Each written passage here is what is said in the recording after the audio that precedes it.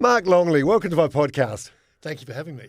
I said before, nice to meet you, but it turns out we've met before. You interviewed me for a magazine called Brass. I know, yeah. I was trying to think when it was. It would have been in around 2007, so quite a long time ago. It was just on a cafe in Ponsonby.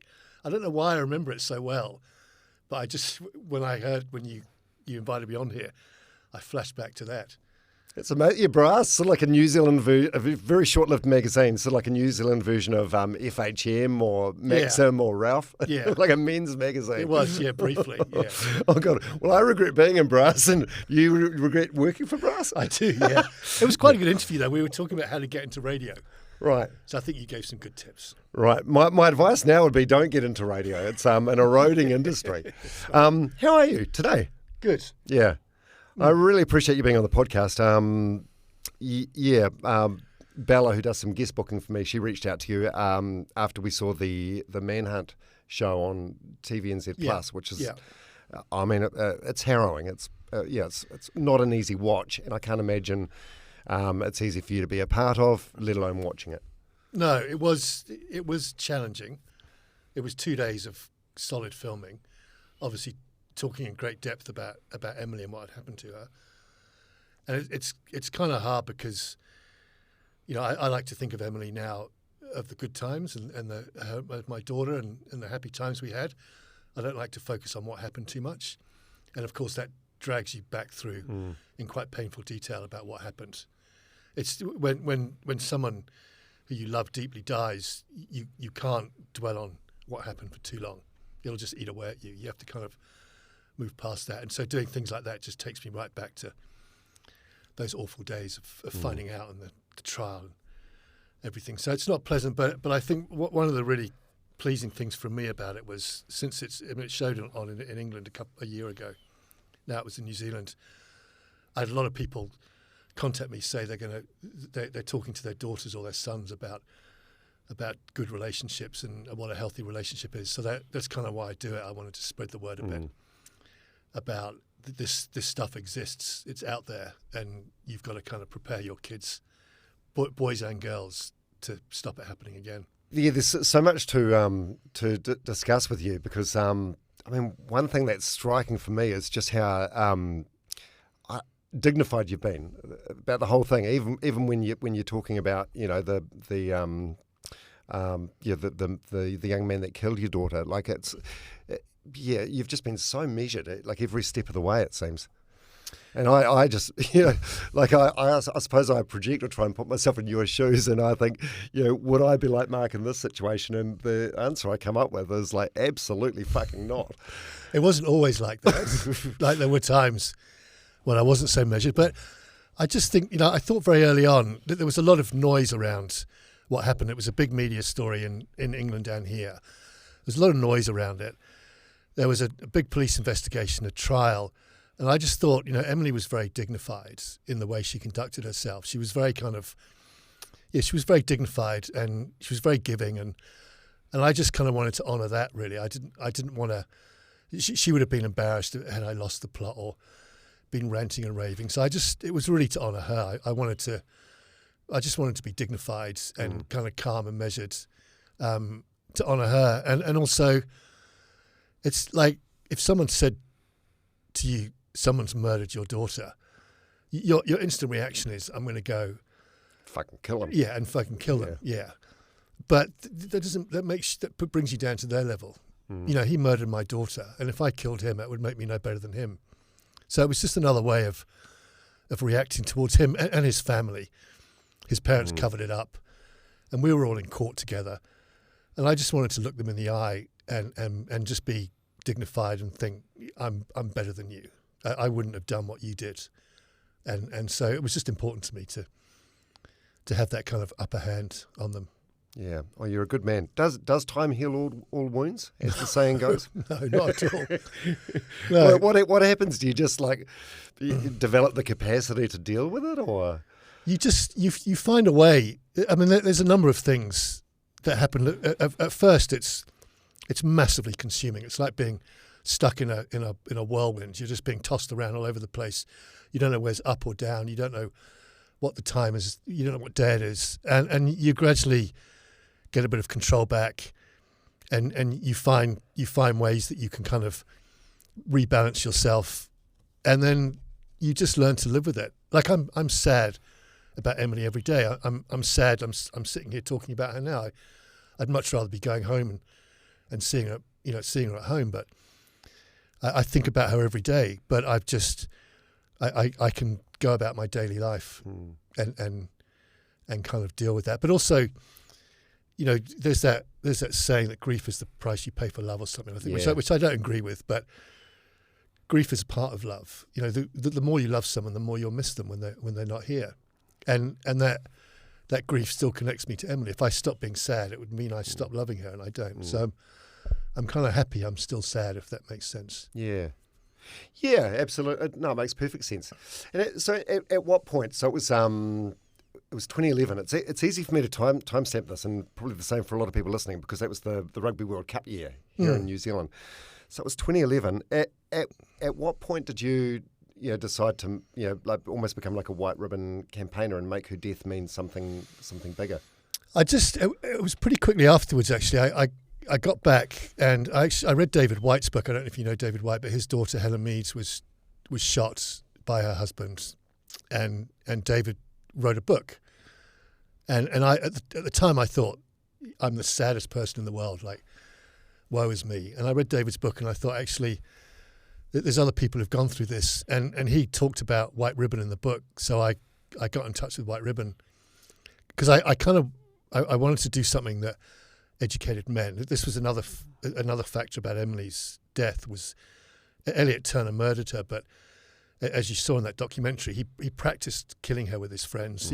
He went out looking for her in nightclubs with his friends. He was very vocal about what he was going to do. He told them he was going to kill them, and I'm like, well, why did no one rein him in? If my mate said that to me, I'd say, mate, you're out of order. So I thought there's something wrong here with the way men are behaving with each other. If he's going out with a hammer, saying he's going to kill her, and they're just going along with him. Sorry.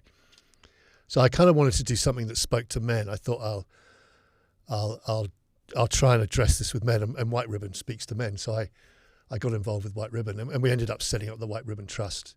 But it's hard going now, because I actually left it about a year ago, but I think it's closed down now, which is sad. But I mean, whatever the name of the charity is, just the awareness and the face and the message that you've put to it is like immeasurable. It's just huge. Yeah, and also Emily's case was it was big news in New Zealand. So yes. I thought, well, I can leverage off that and do some good with it. It was, for a while, I could be on things and I could just raise awareness that way. And so I just thought I'd leverage off it. And also, it was just a way for me personally just to keep her name alive.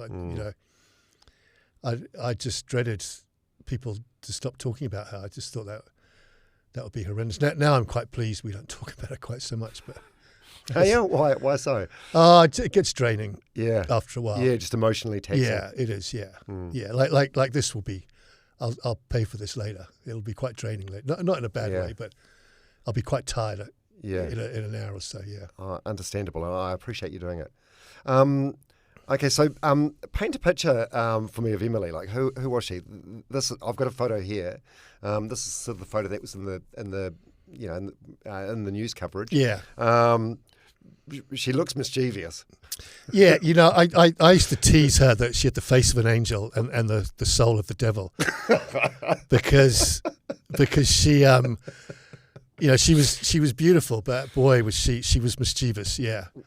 I mean, this photo was she had been living in England for 6 months, and she came back to New Zealand for Easter, and this is at her mother's house, and her mother and I were separated, and she was just sitting there, and Caroline said, "You look so beautiful. I'm going to take a picture of you," and so Emily just pulled that smile. Which is kind of, she's taking the piss a little bit. Oh, she?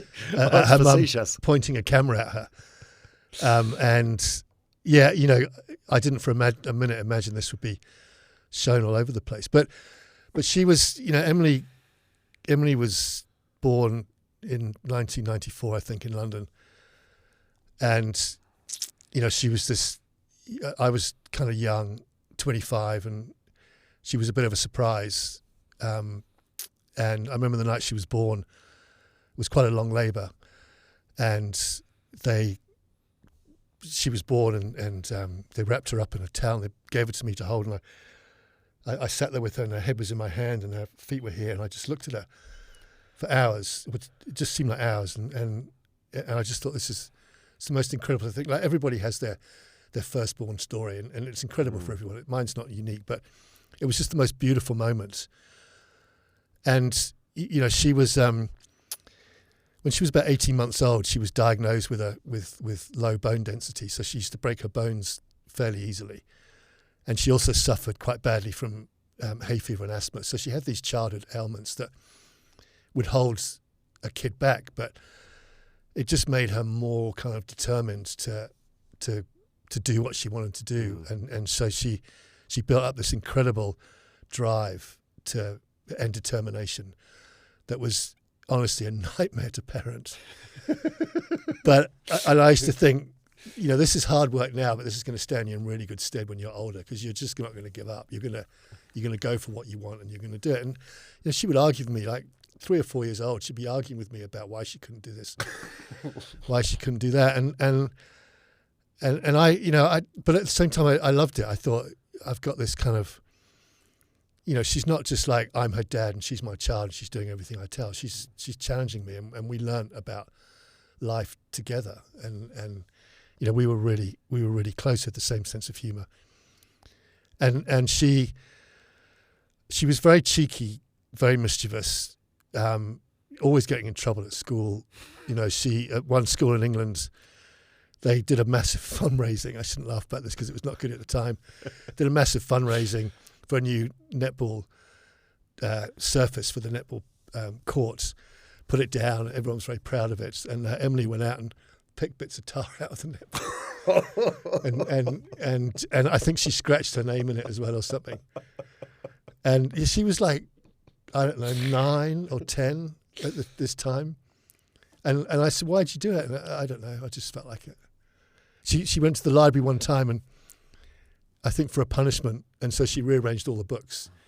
So she put all the R's in the Z's and all the Z's in the M's. And the librarian came in and went crazy and called me down to school. And I'm like, why did you do that, Emily? And I don't know. I was in detention. I was bored. So it was all this. But at the same time, very loving, very kind of really good company, really good. I mean, I just really enjoyed being her father. It was just really good fun. And we had to grow into this together. And she's the reason you guys moved to New Zealand, right? Because of her health issues, you moved here for the better air, better climate? Yeah, it was a big part of it. Her specialist said we should move out of London, which is because a lot of it was triggered by pollution. So, and Caroline and I had both been here before, so we thought, why don't we try New Zealand, which is about as far out of London as you can get. So we came over here for a holiday, and it was just, she was in a school in London that was surrounded by a big wall, and there was no greenery. And at the end of the day, the teacher opened a door in the wall, and the kids filed out, and it was always grey, and there weren't fields or anything. And we came here, and her first school was in Hauraki on the North Shore, and all the kids came running out across the green fields without any shoes on. And I thought, this is a much better environment for Emily. Just that outdoors, active, the weather's good. You're not inside for 6 months of the year, and she really blossomed here. Yeah. And what sort of was she into sports or music? Yeah, she loved the sports. Yeah. What sports? She loved running. She loved triathlon. She rode for a long time. She was very physically active. She was one of these kids that had to get, if she didn't do something active in the day, she'd be pulling her hair out by night. She loved to be physically active. And what about music? Who was she into? Who was big in like 2011? She was into Justin Bieber. Aren't we all? Yeah. She was into Kanye. I'm trying to think what we played at her funeral. We got tunes off her. She was just into that kind of. Yeah, I can't think what was around 2010. Yeah, she did like her music. She didn't play anything. I'm not sure she had the discipline to play something, but she loved being outside. She loved the beach. Yeah. She loved she loved her friends. Unfortunately, as she got older, she loved partying as well. But yeah, she just loved life. It was a great irony, I thought, that she was desperate to get to 18 so she could go clubbing legally. And she died, just a month before her 18th birthday. It's funny that though. I feel like that's fairly standard sort of behaviour for like a lot of 16, 17-year-olds. That rite of passage becoming an adult, where you just want to be older. Yeah, and you get to our age, and you'd give to be a little bit younger. Yeah. Just 10 years younger would be great. Yeah. So so she moved back to the UK because she got into a college there. So she was staying with her grandparents. Yeah. And then came back to New Zealand in April 2011, and this is the last time you saw her. Yeah. She came back in for Easter that year. Yeah. So she'd been in England for 6 months. She was really enjoying it, really doing well. Like, it was a really difficult. I was thinking about it this morning. It was a really tough decision to let her go over there. But again, seems like it wasn't your decision. It wasn't really, no. And she'd set the whole thing up and arranged it, and I was just really, when she came back, I was really proud of her that she'd gone. She was very close to my parents, and she used to fly back there quite a lot. But I was really proud of her that she'd gone over there and set up this life for herself, and she was doing well at college. And she came back, and she'd kind of transformed. She'd gone over a girl, and she'd come back this kind of young woman, and she was very confident, and it was so good to see her. Yeah, what are your reflections now on that time together, on that last visit? Just that it was, there's a few of them, just that it was really nice. Like, I was living in Whakatane at the time, and her mother was living in Auckland, and Emily stayed with me part of the time, and then with Caroline part of the time. But I came up to Auckland one weekend and just rented an apartment, and Emily came to stay. And her and I went out for dinner, had a really nice dinner, and then we went for a couple of drinks, and we had a couple of beers and smoked a couple of cigarettes, and it was just a really together. Yeah, it was just a really nice. I think that's that. That's. I mean, she was 17, so it says a lot about the relationship, though. It seems like you had a real good. Yeah, thing going it was just like, it was something. You always want to. You can't wait to take your kids out for the first kind of legal pint, and I did it a bit early, but it was just really nice, and she was, Emily was quite kind of glamorous. She was quite too young to be glamorous, but she was always nicely dressed and had her hair done nicely. But also at home, she would let herself go, and not let herself go, but she would relax. Track pants and no makeup, and so it was really nice to see that she was still like that, and she was still the kid, still your little girl. Yeah. And we went for a really nice walk on the beach one night, and just chatted about life, and she didn't really talk too much about Elliot Turner then, even though they were kind of in a relationship, but there were always boys around her, so I just thought this was another guy who was hanging around her. But she just seemed really happy, and we'd been through quite a turbulent time with Caroline and I separating, which had really affected Emily. And we were together, we spent a bit of time, all of us together, and I thought, this is nice because we can all get on again now, and we've kind of got through that really bad part, and we're all quite settled in our lives again, and it was just a really nice moment. And of course, it was short-lived, but I just remember being really happy, and I was so happy to see Emily. I missed her so much. I was so happy to see her. Can you remember? Did you take her to the airport, or can you No. remember? Can you remember your last goodbye? Because it's funny. You thought she was just going back to the UK, but you didn't know it was going to be the last goodbye. Yeah, no. The last place I saw Emily was in the McDonald's car park in Pairoa, and the last meal. Like, she loved her food, and we had some great meals together. Like, we would go out for dinner all the time, and our last meal was fucking McDonald's in Pairoa.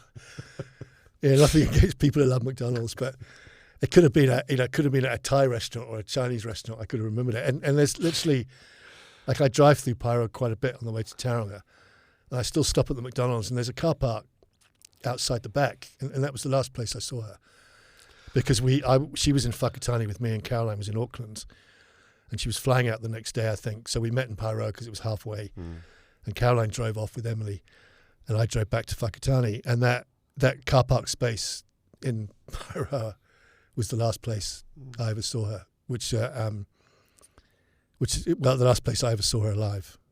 Yeah, which is not, it's not the nicest place to go and reminisce. And then, the week later we got the call that she was dead. Yeah. Yes, I read, I think this was a magazine article that you've done over the years. Thanks for sharing that, by the way. Jeez, I don't think I'll ever look at that McDonald's the same way again now. Go out the back. There's a car park space at the back. Yeah. It just strikes me because we did so many wonderful things and saw so many great things together. And that's my last memory of her.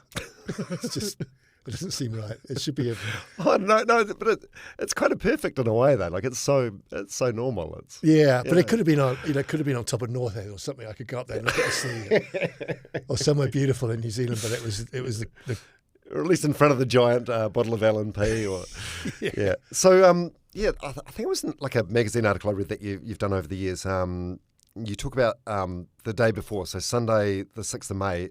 Something was off. Like you were away with the fairies, or it was a Saturday. She died Saturday night in New Zealand time. Okay. So it was Saturday in the day, and I, my partner and I, Hillary, we live in Whakatane. We went to Tauranga for the day, and I was finding it really difficult to concentrate, and I just kept saying something's wrong, and on the way home, I hit the curb a couple of times with the car, and she kept asking me if I was all right, and I just said this, I can't. There's something wrong. I can't quite put my finger on it, and it was a really weird feeling, and I just wasn't. She was talking to me, and I wasn't listening to her, and it was just really odd.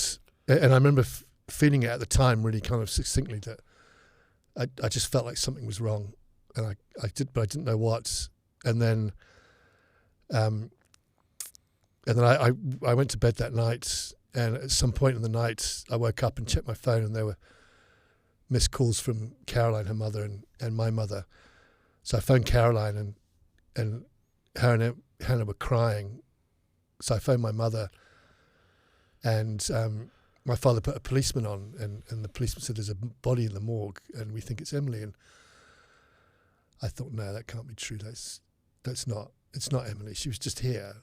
And at that point, they hadn't formally identified her. So I thought, it's not going to be Emily. And so I didn't sleep that night, obviously. And we got on a plane the next day, and I got off the plane, and I went straight to the morgue where Emily was, and that policeman was there, and we walked into this room, and there was a window into another room, and the policeman said, "In a minute," and I just got off a flight. He said, "In a minute, the light's going to come on in that other room, and you look through the window, and you'll see Emily on the bed, and when you feel ready, you can go into the room." And I thought, the light's going to come on, and I'll look, and it won't be Emily. It'll just be someone else. So I watched this light just seemed to take forever to come on, and I looked, and it was Emily, and she was lying on this bed with this sheet over her, and she looked like she was asleep. So I just thought, I wouldn't go and wake her up. She's just asleep. So I walked into the room, and I walked up to her, and she was always terrible for getting out of bed. I was constantly going into her in the morning and getting out of bed like 3 or 4 times. So I thought, I'm just going to give her a shake and she'll wake up. So I touched her on the cheek, and it was cold, like ice cold, and she had this beautiful soft skin. And then it was the most horrendous feeling, like just everything just collapsed around me, and I just realised at that point that she was dead, and it was true. It still took me a while to really sink in, but it was just the most. It's like everything supporting your life, all the walls that support your life just collapsed and fell apart, and I just wanted her to wake up. I didn't want to think that she's not going to wake up.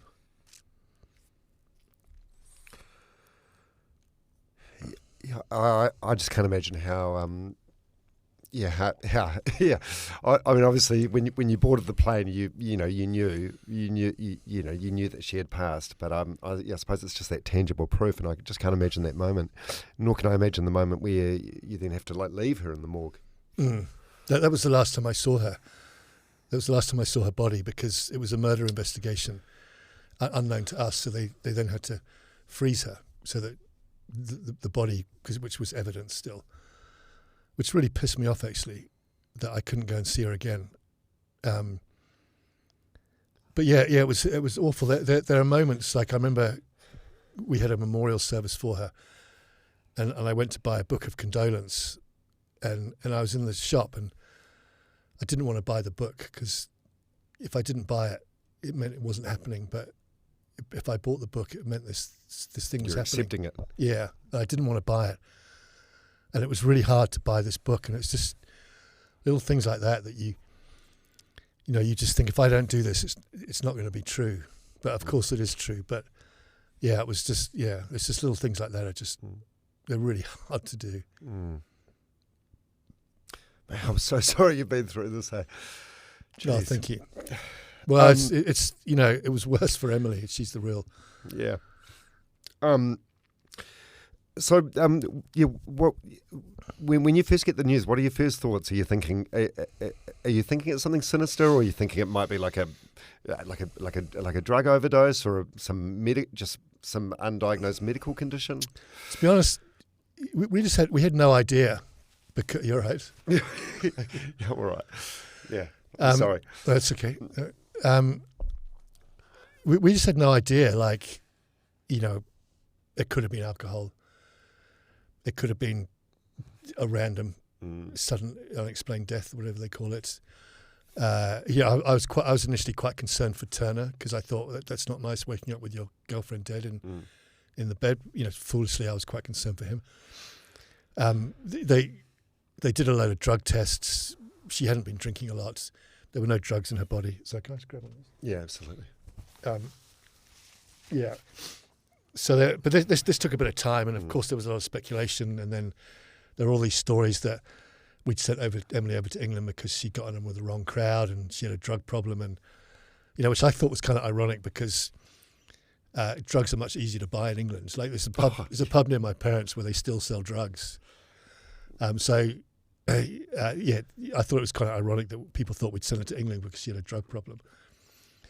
But anyway, there was all this speculation, and then after about a week, the police were great with us in England. They're really good. But after about a week, they told us that they suspected foul play, that they thought he had done something to her, but they didn't know what it was because he was a real arrogant piece of work in the police interviews. And then they thought that he'd strangled her. So we kept getting these kind of, which was there was an awful moment when the police said that we think he strangled her because, that was just to think that someone had violently killed Emily. So we kind of went through these moments of it just getting worse and worse and worse. And then I think in July they charged him with murder. But it was just it was really confusing at first, like trying to work out what had happened to Emily. And I was just kind of like, well, in a way it doesn't really matter at the moment, because we've got to deal with the fact she's dead. We can deal with that later. But then we had to go through the kind of murder thing, and just thinking that someone had deliberately done that to Emily I found that really upsetting, that someone would deliberately hurt her. And, she was in England. She was with my parents, and I've got a big family over there, but she was without her parents. She was kind of vulnerable. And it just made me really sad that he killed her in his bedroom. She was on her own. It just made me really sad. How long was it before you could talk about this without choking up? I'm getting emotional. I have just a little bit. Yeah. I still do. Like, it takes a long time. Yeah, I still do. Like, I thought I was gonna then. But I can talk about it with you, but I'm gonna be tired later. Yeah. So it's kind of, I'm like holding the emotion back. Yeah. It'll come out later, if that makes sense. Yeah. Well, thanks for sharing it, because it's not just me you're sharing it with; it's like a broader audience as well. And I think that's really. Are other people listening to this? I hope so.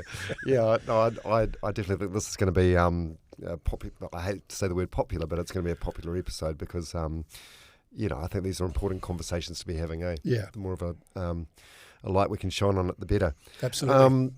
But people talk about the 5 stages of grief. Is that a thing? is it in the order that they say it is, or do you go between the 5 things like in different sequences over and over? Yeah. Do you know one of the things I've learned about grief is it's different for everyone, and even if I meet someone who's lost a child, the way they grieve is different to the way I grieve, and I think that's one of the things you've got to recognise about grief is it's different for everyone. Like my relationship with Emily was different to her mother's relationship with her and her sister's relationship with her. So the way we grieve her is different. So we all loved her, but she was. I had my relationship with her. So the way you grieve someone is very unique to you, and I think it's important. So you can't put the 5 stages of grief I found kind of useful. But it didn't really work for me because there's like sadness and anger and loss and I can't remember denial. Yeah. I mean, I kind of went through all those, but also you're going through a lot of other stuff. And like looking back now, I can see I went through a denial phase, but at the time, I didn't realise I was going through a denial phase. So they do kind of work, but I think grief is very unique to people, and also. You find a way that works for you. Like for me, I wanted to find a way that I could get on with I could carry on my day-to-day life. Like I had to go back to work. I kind of wanted to go back to work. I wanted to do some normal things. Some people want to shut themselves off at home and deal with it that way. So I wanted to find strategies that I could survive the day. And interact with other people. That's kind of how it worked for me. Other people want to do the opposite. They don't want to interact with other people. So you just kind of find something that works. And like for me, I knew that Emily wouldn't want anyone else to kind of suffer. She would want us to carry on with our lives, and she'd obviously want us to be sad and everything, but. She wouldn't have wanted me to kind of collapse and give up. She would have that would have been the last thing, and that would have done a disservice to her if I had done that. And so that really drove me on. And also, there were nights where I lay in bed and I thought, if I don't wake up tomorrow, I'm fine with that. Like I didn't want to commit suicide or kill myself or anything like that, but I thought this is really so hard that if someone had said, if you go to sleep, you won't wake up tomorrow, I would have gone to sleep and not woken up. But then I thought that would have upset people. They would have been dealing with Emily and then with me, and that's I just thought that's not what I want to do. So I just thought I want to carry on and do the things I want to do because that's what Emily would have wanted. So you can find.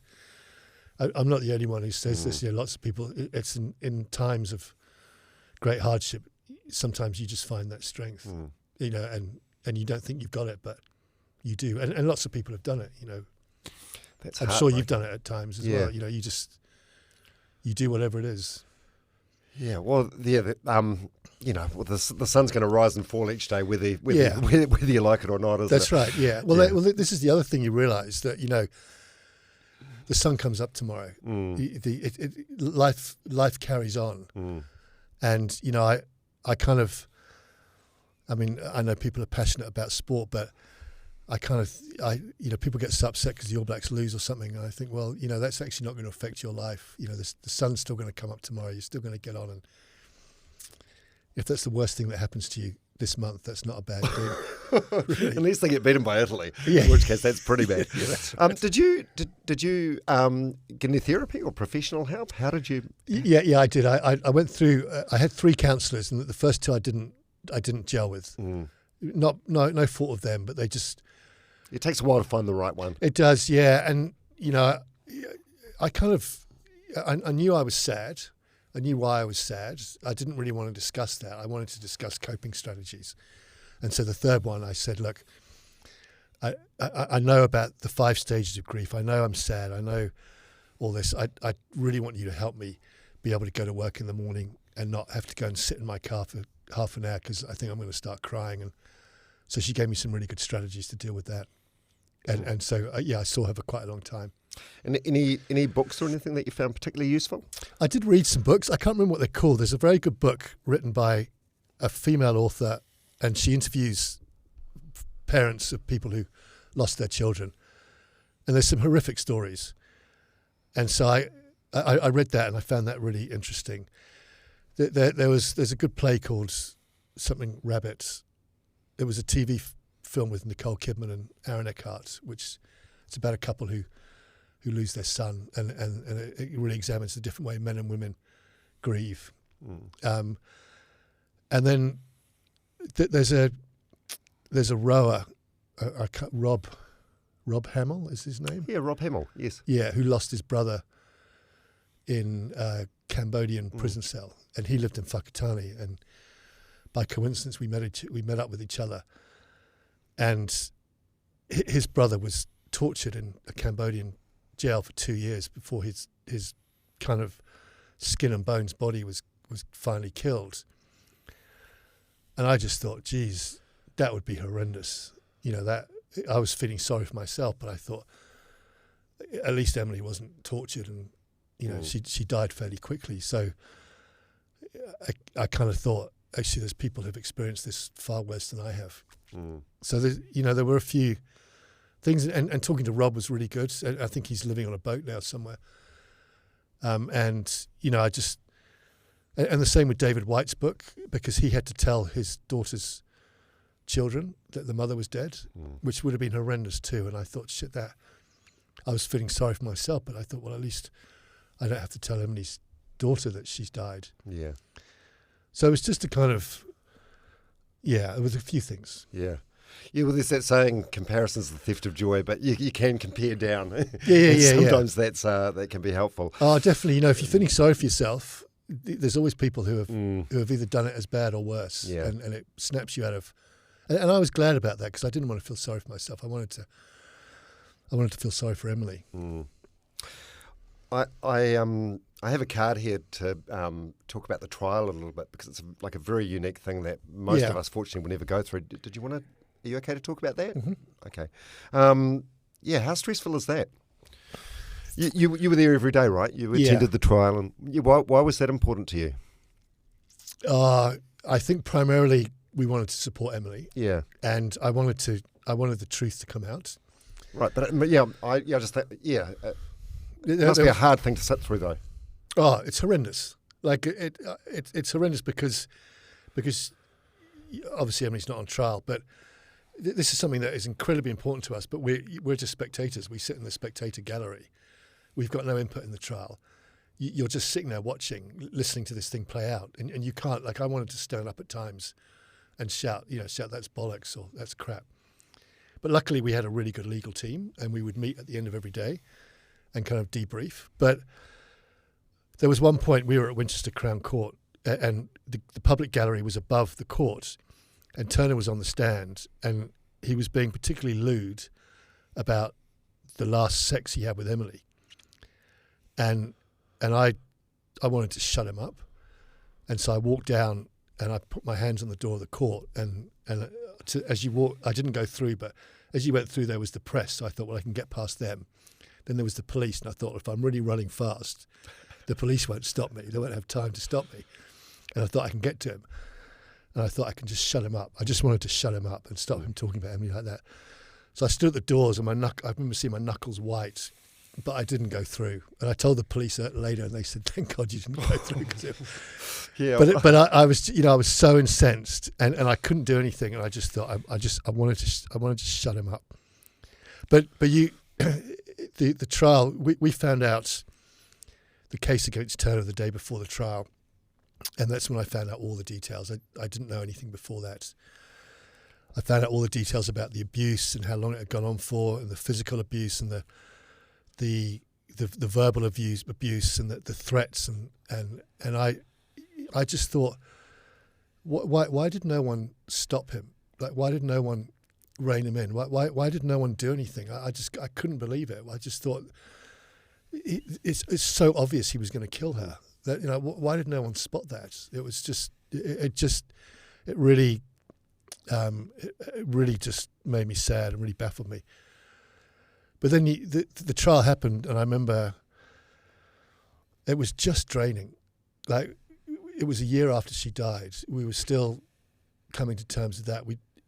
I personally kind of put my grief on hold, so that until after the trial, and just to sit there for 5 weeks, I think it was draining. Like, I had nothing left at the end of it. I was so happy that he was found guilty, and we could stop going. I just had nothing left.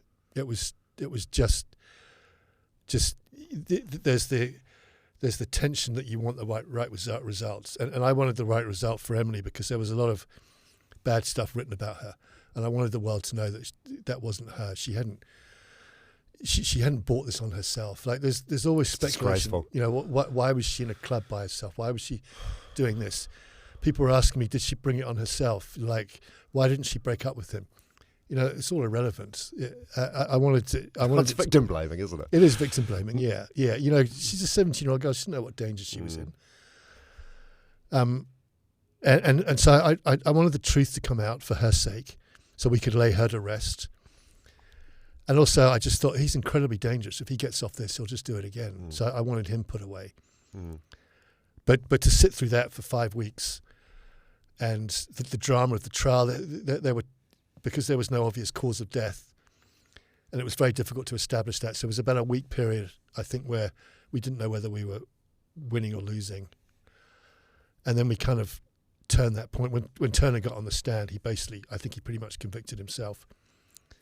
So after that, it got a bit easier.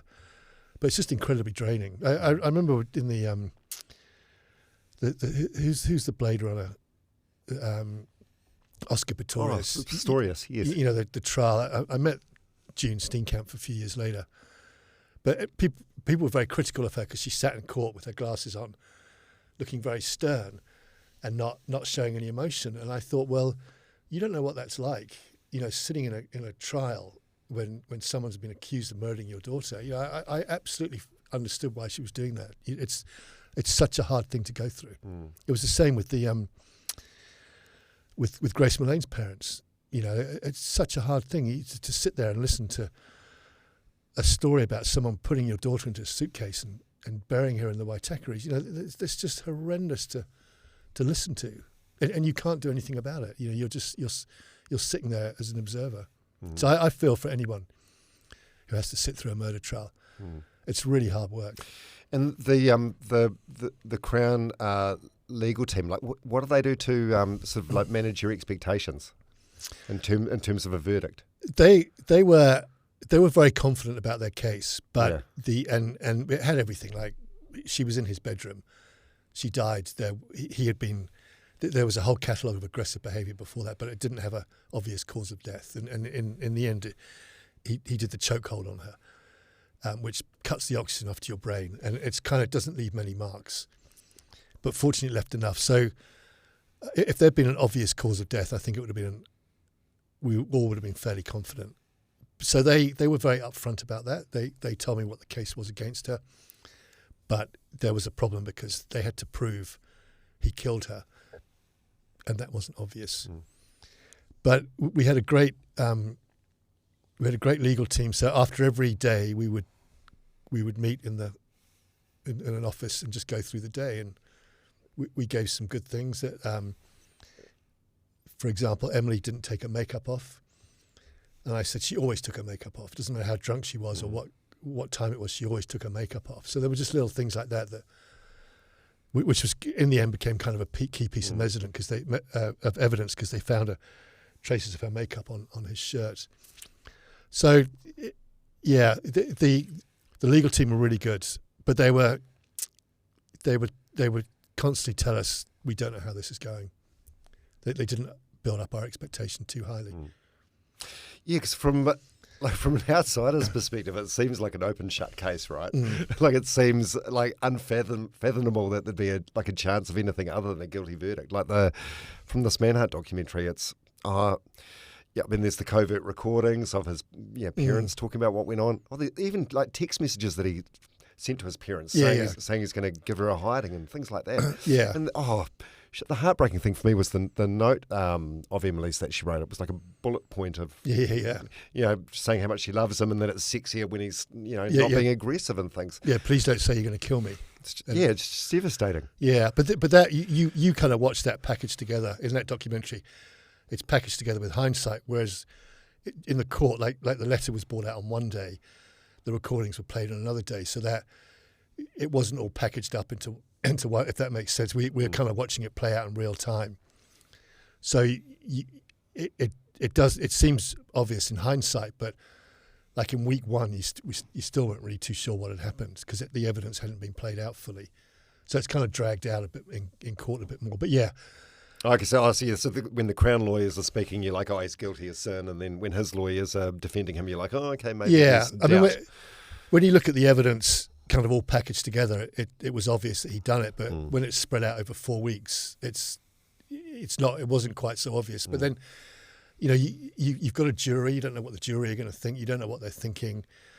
They have to believe beyond reasonable doubt, so that the prosecution has to prove that. So it's just.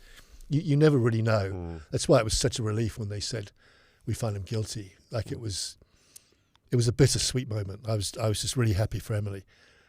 But at the same time, it didn't really change anything. Yeah, and his parents ended up doing prison sentences as well for 2 years. Being involved after that. So they hadn't been on trial at that point. So they were in court supporting him? No, they were on trial as well. Oh, at the same time? At the same time, okay. Yeah. Yeah, we used to see them because they weren't on. They weren't on remand. So Turner was going back to prison every night, but they were just going home.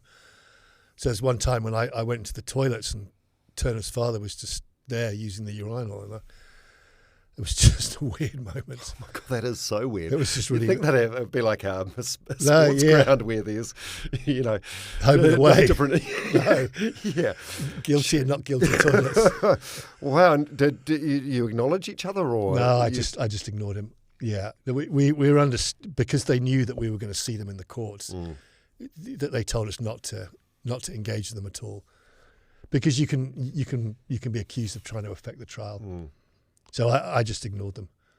So their behaviour was despicable. Like playing devil's advocate after watching the Manhunt thing, like his friends that didn't do anything or didn't intervene or didn't call him out for his appalling behaviour.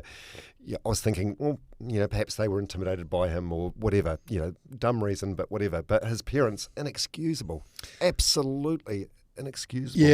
Yeah. I mean, it was. I think it was more his mother who was completely. Besotted with him and completely, tunnel vision that he didn't do it.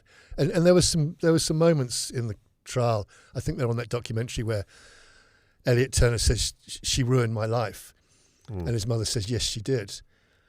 And so I think they blamed Emily for, as far as they were concerned, it was Emily's fault. The father, I think, was a bit more... was a bit sadder, but he still went along with it. But you know what?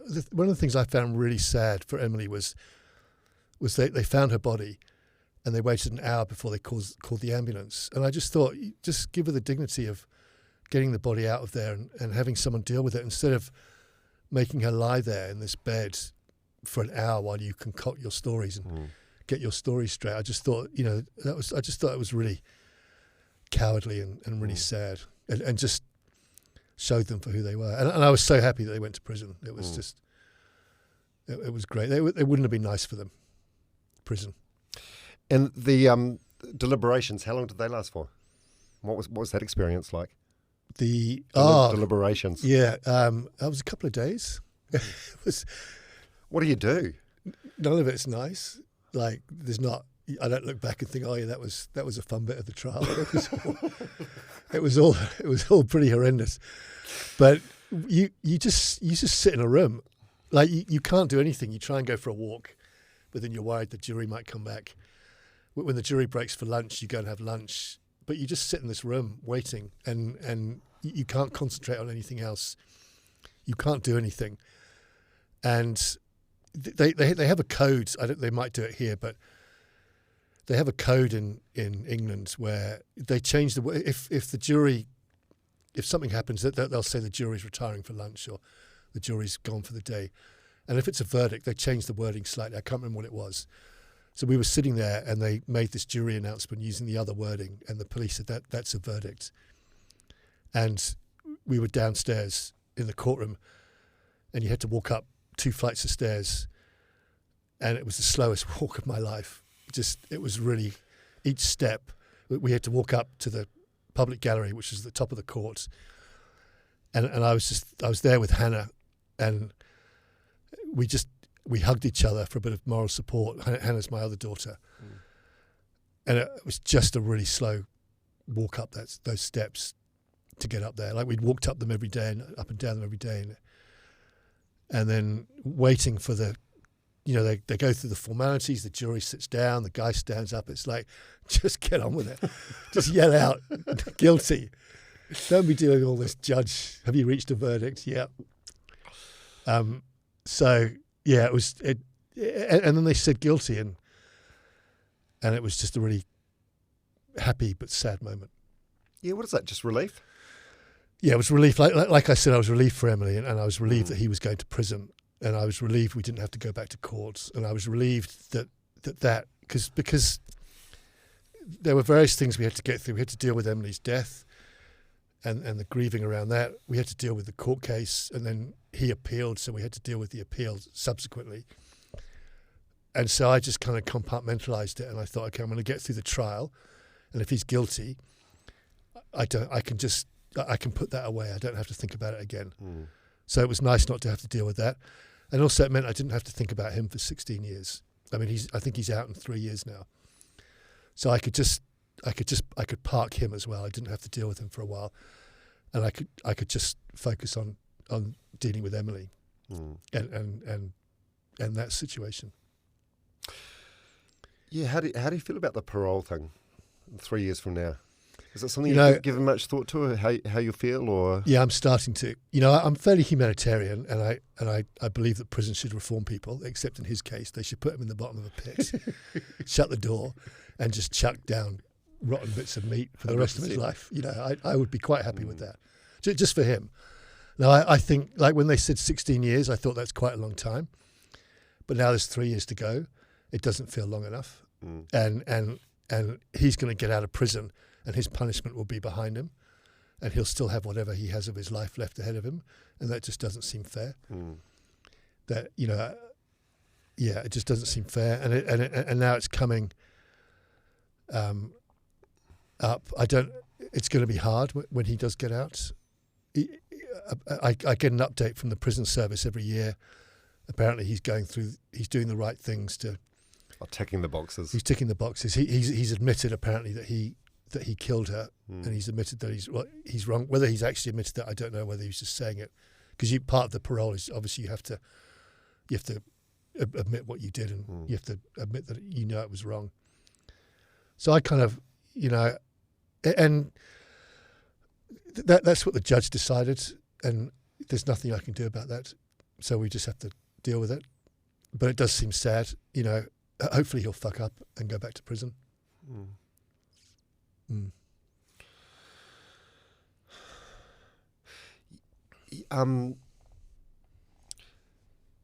You hear quite a bit, like in news media and stuff, I suppose mainly in Pacifica communities, about when something like this happens, family often say they forgive the person that did it, and I suppose a lot of it is just to make their load easier to carry or whatever. How do you feel? Forgiveness towards turning? Yeah, I'm going to have to at some point. I think. No, you don't have to. I don't think I could. It's an interesting one though, isn't it? Because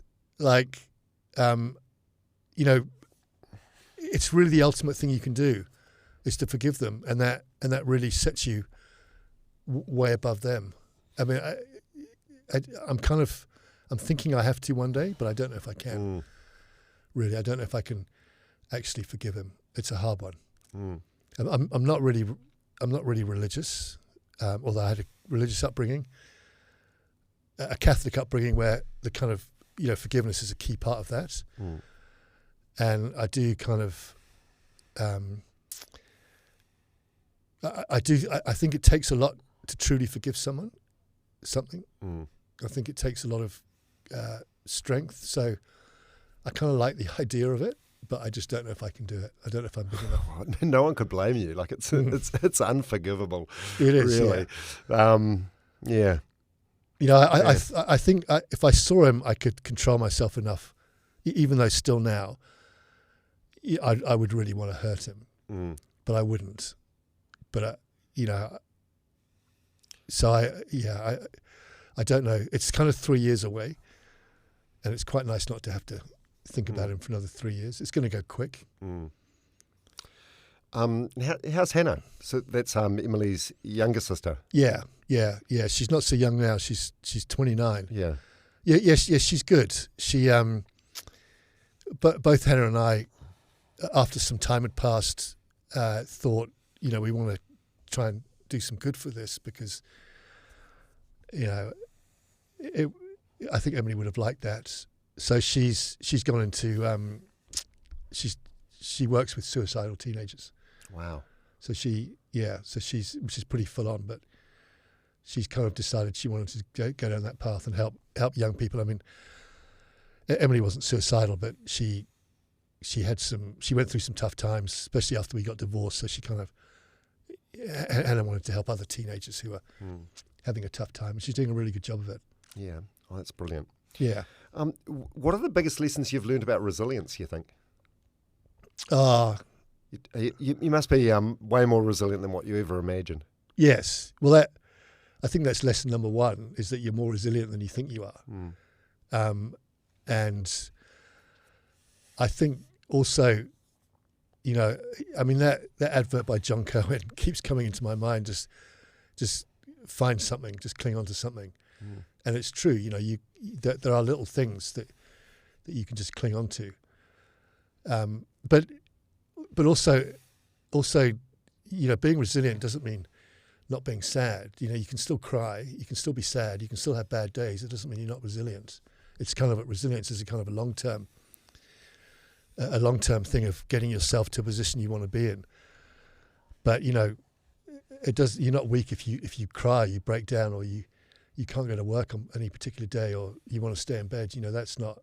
You can still be resilient, and so it's and there's a lot talked about resilience and being tough, but I think sometimes showing your emotions can be a really positive thing to do, but a hard thing to do. Yeah, I agree. I think it's wonderful in the fact that she passed away 13 years ago, and it's still deeply, deeply sad. It just speaks a lot about the impact that she had on you and the love that you had for her. What things make you think of her now, apart from the pyro McDonald's car park? Like, when you drive past like a top shop where you don't have top shops here. Like the beach. Yeah, I always think of it when I go to the beach, particularly Takapuna Beach, Castor Bay, which I live near now. The beach, summer. She loves summer. I drive past her schools all the time, just places because I live quite near to where she kind of grew up on the North Shore. Any place we used to go to, but just something will happen, and I'll just think Emily would have thought that was really funny. And of course, I've had more kids, and every time one of my kids looks like Emily, which is kind of a bit weird.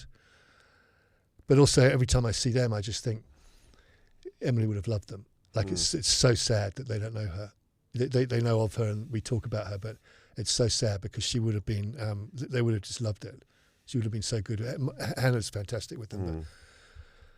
So and this is why, when you said earlier about grief getting easier, in some ways it doesn't, because things happen in your life and you just think, I wish Emily was here. So you just miss them. I mean, it's like if you lose a parent and you get married, you wish your parents were there. And when you have kids, you wish your parents were there to see your kids. These things happen that just make you quite sad a long time afterwards. Yeah.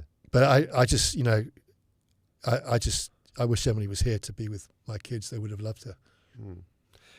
How long was it after she passed that you like smiled or laughed again? Like, was there a moment where you're like, oh shit, this is the first time I felt happy in a long time? Yeah, I tell you what it was. I was really, I wasn't happy for a long time. I didn't think I was ever going to be happy again. And Emily's birthday was on February the 22nd, and I think I found that really difficult. This was 3 years, I think, after she died. I found the birthday really difficult, and I thought, I've got to get through this day every year. And I was feeling really low, and I was thinking, I can't do this. And then I went to see my counsellor, and Hillary was pregnant. My partner was pregnant. And then Hunter came 6 weeks prematurely. And the minute he was born, I was really worried about how am I going to love a baby while I'm mourning another child. But then he came along, and I just thought, you pull yourself together. And I was really, I bonded with him. And do you have kids? It's like you worry about things before you have kids, but then when the kids are born, you just get on with it. And so it was really having him. I just started to that was my investment back in life, which is a bit of a catchphrase, but people say you've got to find something to reinvest back in life with, and it was him coming along that made me that made me think, actually I'm going to pull myself together because I've got another child. In the first time you started to sort of like feel happy again or get on with it, like was there a sense of guilt? Oh God, it's huge. Yeah. I mean, this is one of the nice things now is that I can be happy and laugh, and I don't feel guilty. But oh God, there's a huge sense of guilt. You think, why am I laughing? And when you see other people happy, you think, why are they happy? Do they not know what's happened? But yeah, there's a huge sense of guilt. It's But then you kind of learn, well, actually, Emily wouldn't want me to sit at home being miserable the whole time. She'd want me to be happy, and I can talk about her and smile about her and be happy in my memories of her now, which is a nice thing. So, but yeah, there's huge guilt. Yeah, you see something and you think, oh, that's nice, and then you think, well, don't stop it. You can't look at that and think that's nice. Your daughter's just died. Yeah, is it a constant? Is it just something that's there every day? It eases. I don't have that now. That was very much in the aftermath. Yeah. I don't have that now. And so her birthday's now February 22nd. 22nd, yeah. Yeah, what do they look like? What do you do? Do you and Hannah get together? Yeah, we do. Emily loves. I make this Thai green curry, which she used to love. Like I used to make a batch of it, and she'd have it for breakfast, lunch, and dinner. So I cook one of those, and we just get together and we talk about her. Her birthday's usually quite nice. The anniversary of her death, which is May the 7th, that's a horrible day because there's just nothing nice about it.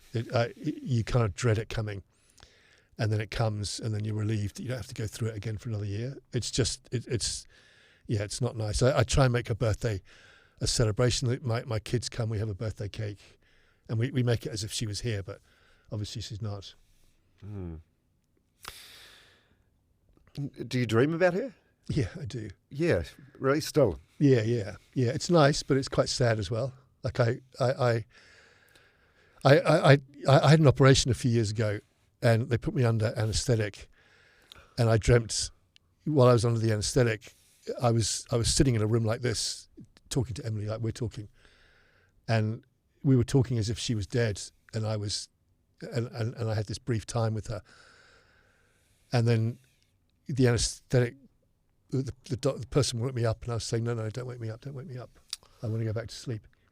And it was such a lovely dream. It was like we were just catching up, like we hadn't seen each other for a while. And so, and she's still 17 in the dreams?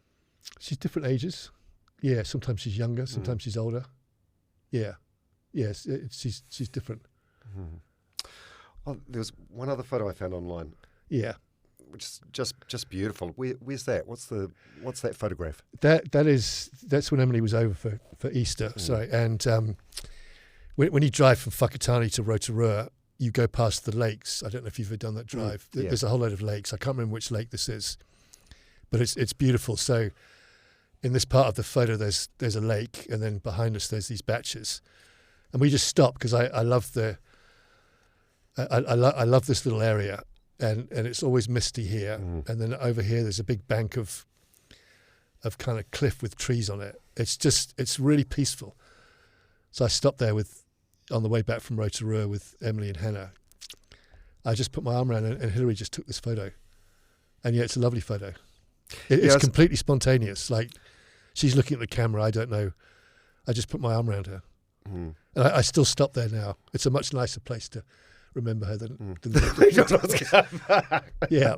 So when I make that drive, which isn't often now, I still stop there. It's a beautiful spot.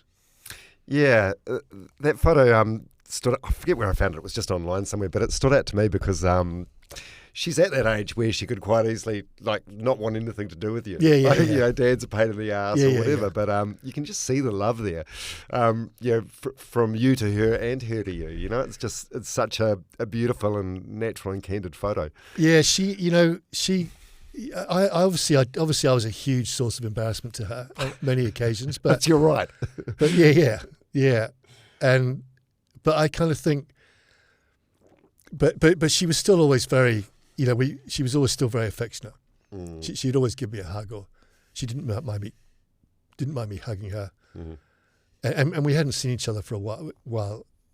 This is when she was back. We hadn't seen each other for a while, so I was just so happy to see her. And I knew I wanted to get my hugs in because I probably wouldn't. She was actually going to come back for the Rugby World Cup that year, that was the one that was here, wasn't it? Yes, yeah. I think August, September that year. Yeah, she was going to come back in September to be here for that. So we weren't. When I said goodbye to her, that was in April, May. It wasn't going to be for that long. She was going to fly back. Yeah. How's this changed you as a person? It's changed me in a lot of ways. It's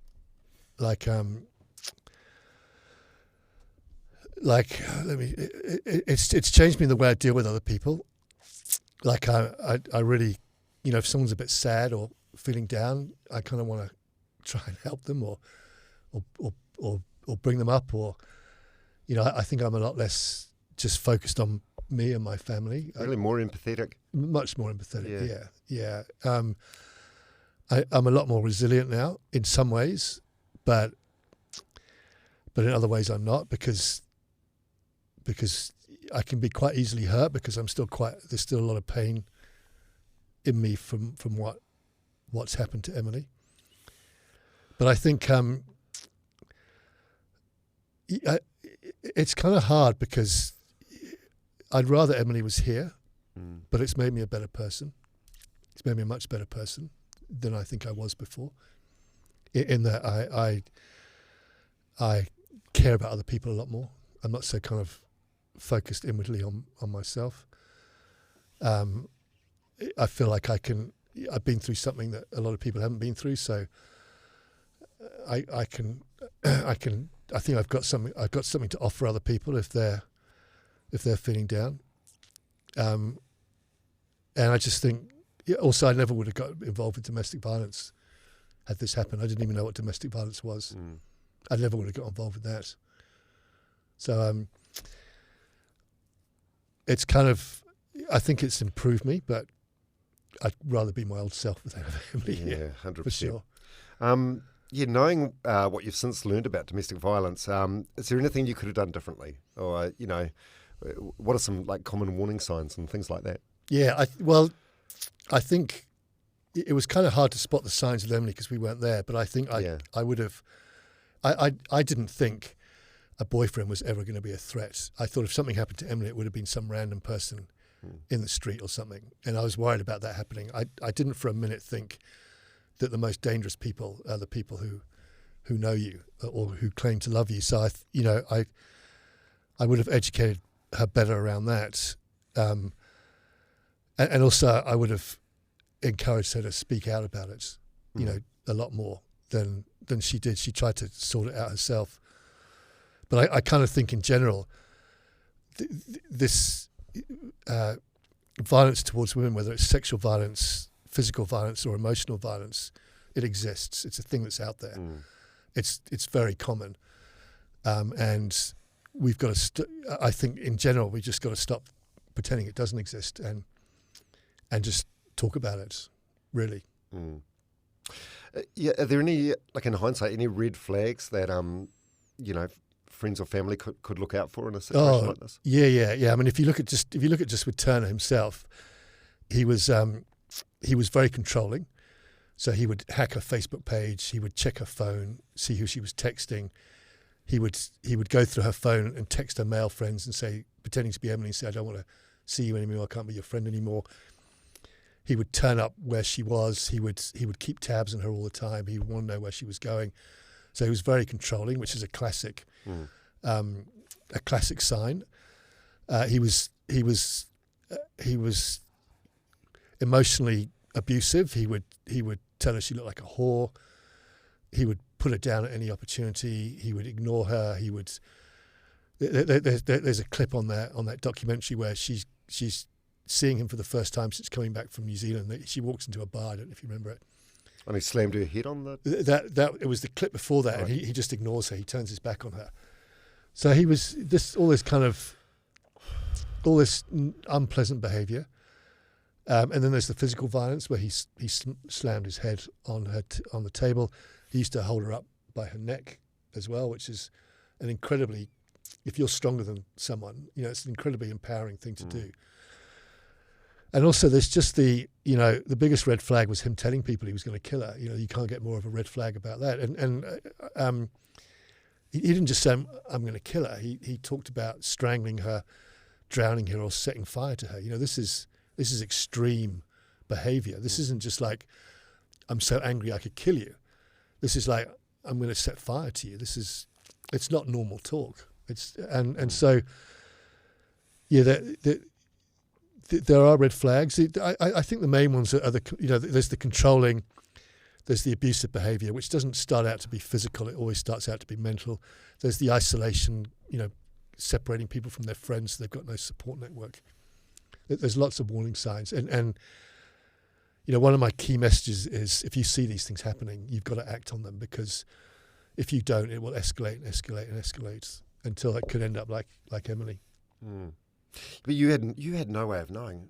Neither did your parents, I guess. No, there were no visible signs. So unless Emily was prepared to, be forward with the information about what was going on, there's no way anyone could have intervened, right? No, it's. I think his friends or her friends probably.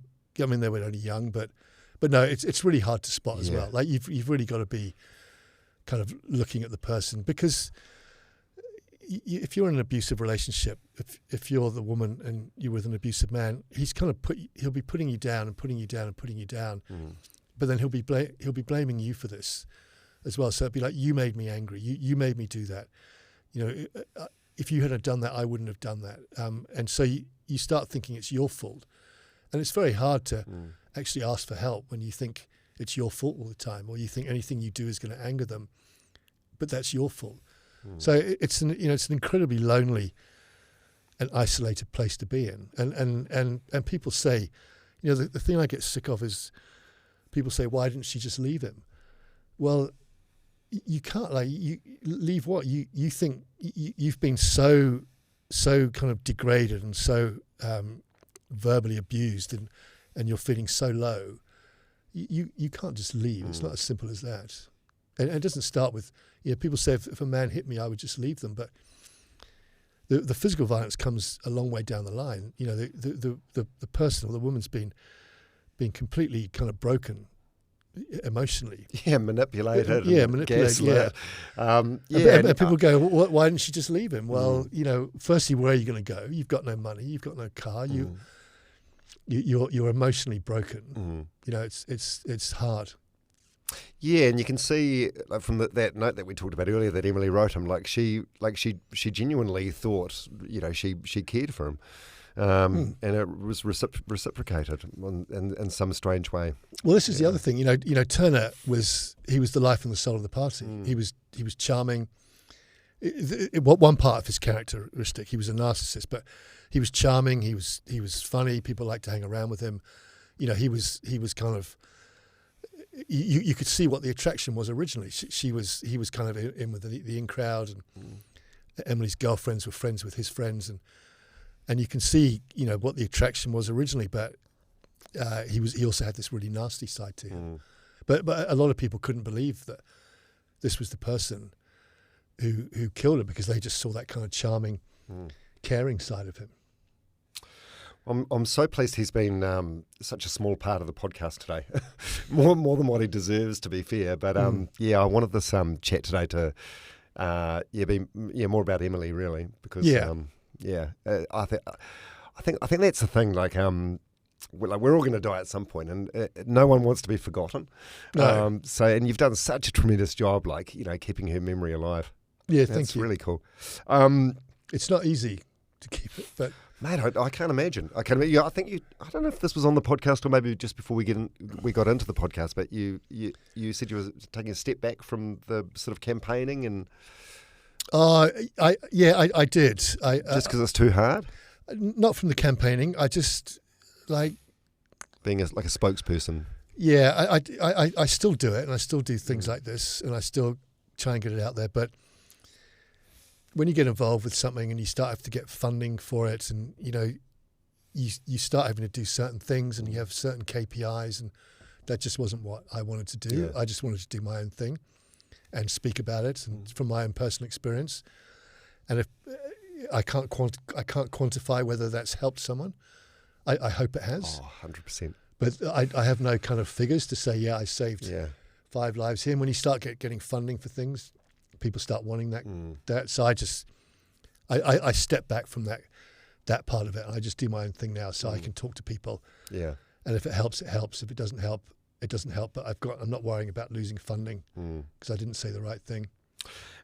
What would Emily think of the work you've done in this space? Would she be just so proud? She'd be quite embarrassed that I'm still banging on about her. No, she wouldn't, would she? I think she would in a way. Yeah, she would. She would be. She'd be. I can imagine her saying to me, just it's time to stop now. But also she would be. What she would be really proud of is if someone else benefited from it. So if someone out there's listening to this podcast or has watched the documentary or listened to something I've had to say somewhere and that has helped them in a violent situation of their own, she would be really happy. Or it stops them getting into a violent situation. She would be really happy with that. She had this incredibly caring. If you were at a party standing on your own, because you didn't know anyone, Emily would be the person who went over and kind of introduced you to people and made sure you had someone to talk to. And so she would be really happy with that. But I think she'd want me to stop telling the embarrassing stories about her picking up the tarmac, and it'd be like, that happened a long time ago. Yeah. Oh, what about you? Are you proud of yourself? I don't know if I'm kind of... Yeah, I don't know. Proud's the right word. Yeah, I still feel like part of me hasn't, honestly has an unresolved. I wish I could have done more for Emily, and I wish I could have saved her, and I wish I somehow had spotted the signs, and I wish there was something I could have done, and I feel really, as a father, I feel really not guilty, but I guess I feel a sense of failure that I couldn't save her, because that's what you want to do. You just want to protect your kids, and so I think part of me is maybe trying to atone for that, and so I don't know if I quite feel. Does that make sense? Yeah, it makes complete sense. But how do you let go of that? 'Cause you know it's completely irrational and it's completely not your fault. Yeah, I know. I don't blame myself, but it's not my fault. But I just. You understand it's your role as a protector, I guess. Yeah, I wish I could have done. I wish I could have done something, and I didn't know enough about it. I didn't know enough about domestic violence. I mean, this is another reason why, someone said to me, "This is domestic violence," and I'm like, "What the fuck is that?" I didn't even know what it was. Like, what do you mean, men kill their partners? I had no idea.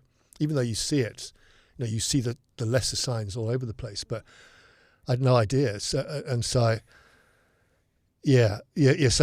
honestly, part of me is trying to atone for that. Like if I saw Emily one of the things I would say is, I'm so sorry, I couldn't do anything. It really, like when I saw her on the bed, dead for the first time, there were lots of things went through my head, but I just thought, I can't do anything. When she got in trouble at school, I go and see the headmaster and sort it out and smooth it over, or damage control. But I just thought, I can't do anything. I'm completely useless here. I can't. There's nothing I can do to bring her back. And it just really had an impact on me. So I'm, in all honesty, I'm partly trying to atone for that, even though it's probably quite irrational. Yeah. Mark, this has been great. Thank you so much for sharing, eh? In a perfect world, we would never even be having this podcast. No. That would be the dream scenario. But the next best thing is you being here and keeping Emily's memory alive, and just shining a light on domestic violence. No, I really appreciate you having me on here. It was a real honour and a privilege. Thank you. Oh no, the honour's all mine. You're a great New Zealander, and thank you so much for all the work you've done, and my sincere apologies for everything you've been through, mate. It's not your fault. Thank you. Yeah, and thank you for having me on. It's good to. It's nice to talk about Emily, and hopefully someone's listening to this somewhere and thinking, my daughter's in a bit of a bad relationship, or my boyfriend's being a bit of an arsehole, and they can get some help.